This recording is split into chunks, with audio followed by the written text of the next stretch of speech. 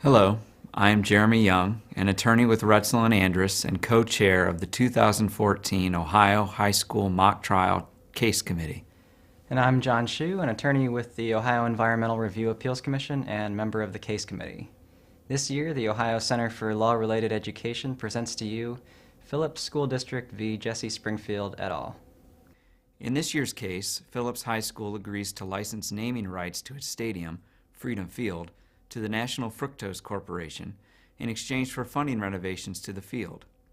Students, led by Jesse Springfield, then organize into a group called Occupy to protest this action both in school and at the field itself. The school district responds by installing security cameras, searching the lockers of the students involved, and removing Occupy flyers, as well as filing an action seeking a temporary restraining order in order to remove the students from the field. The students have counterclaimed, contending that the school district has violated their First and Fourth Amendment rights and seeking their own temporary restraining order to prevent the school district from searching student lockers and from prohibiting the students from meeting or posting flyers on school property. Phillips High School is the plaintiff in this case.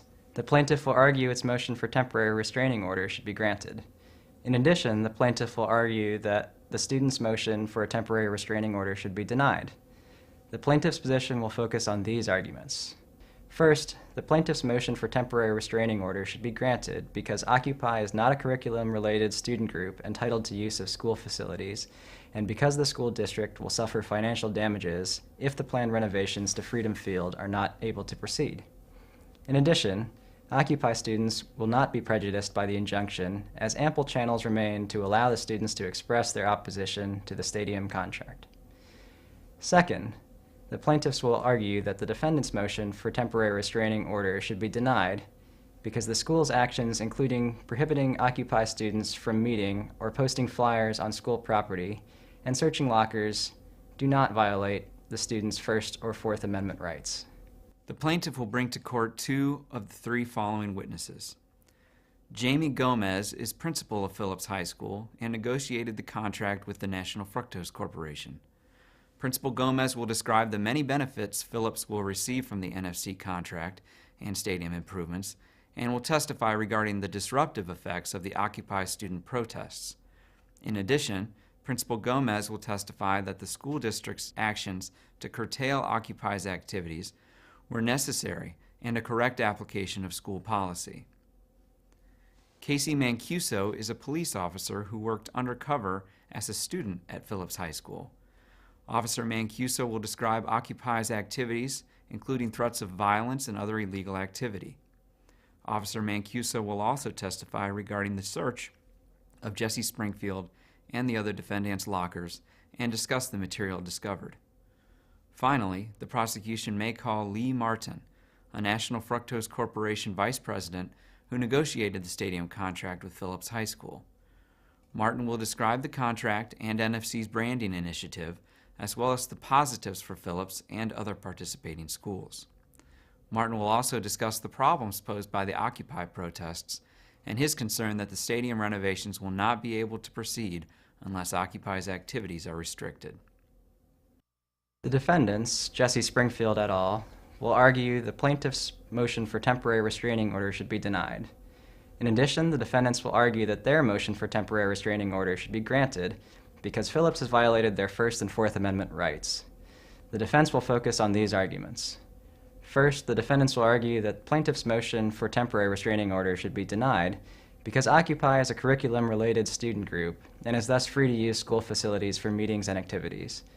In addition, the defense will argue that the district will not suffer irreparable harm if the motion is not granted, and that Occupy would be prejudiced if the motion is granted.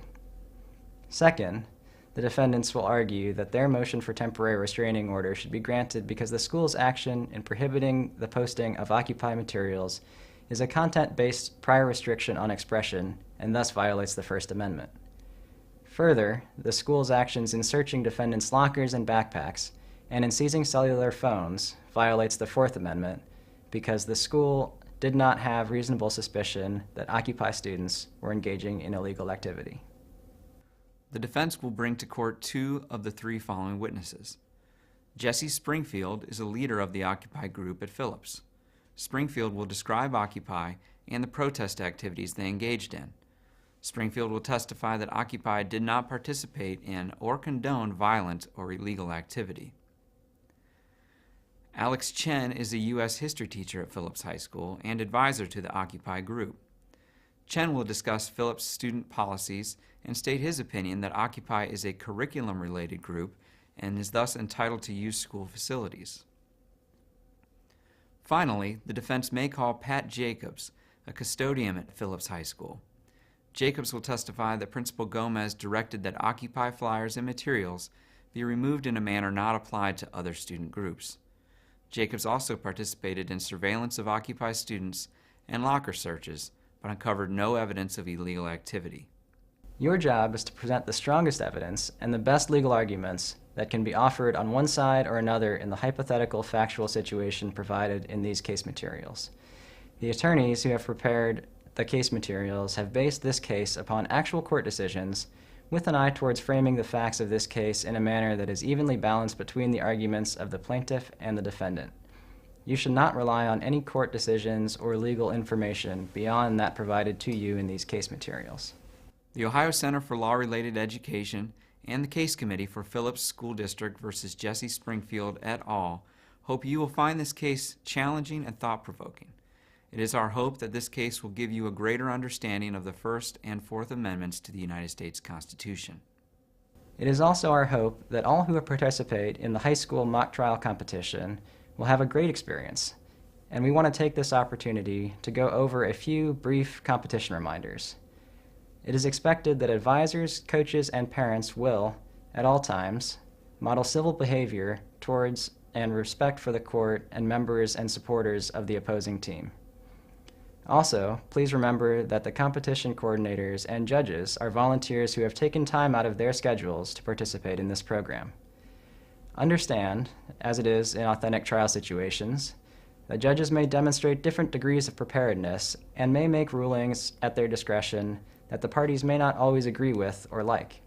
We urge the mock trial participants to be flexible and understanding throughout the competition process. Best wishes and good luck.